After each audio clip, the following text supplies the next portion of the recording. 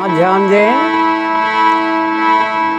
ये प्रथम पहला चरण और श्रोताजन बहुत विशेष हमारी वाणी पर ध्यान दें, क्योंकि ध्यान का वादा करके जीव आता इस जगत में, और जिसने ध्यान नहीं किया तो देखो कहा है कि परशुराम जब कीन पयाना, सगुन भय सब पूरन कामा। तो ध्यान दो कि जिस समय परशुराम ने जब अपना पयान किया तो चलते चलते जिस समय बजरंग स्वामी से युद्ध हुआ, और युद्ध होने के कारण और जब वट वृक्ष में लड़ते लड़ते जब परशुराम की पराजय हो गई तो उनको वट वृक्ष पर बांध दिया गया।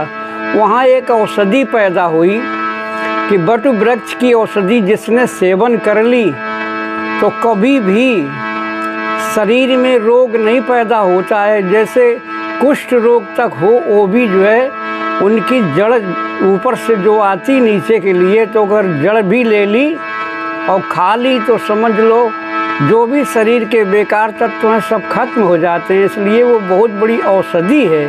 तब फिर कहा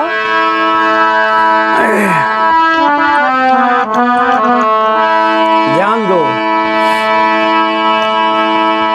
कि चलती विमाने कुलाहल होई, जय रघुबीर अनुग्रह सोई। तो ध्यान दो मेरे भारत के वीरों, तुम्हारी चौपाई संकेत करती है कि ये वीरता के लिए जन्म लिया है।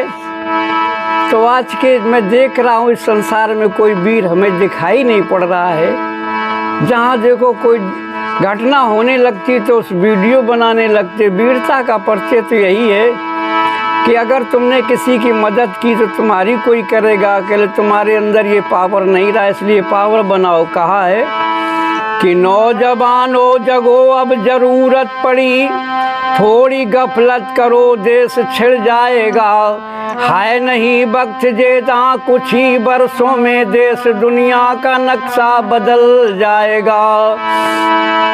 इसलिए ध्यान दो, समय वो आ रहा है, इतना कठिन समय आ रहा है, उस समय पर बहुत ध्यान देने की ज़रूरत है सबको, क्योंकि आगे वो समय ऐसा आ रहा है जिसमें कहीं जाओगे तो औषधि महापुरुषों से मिलेगी।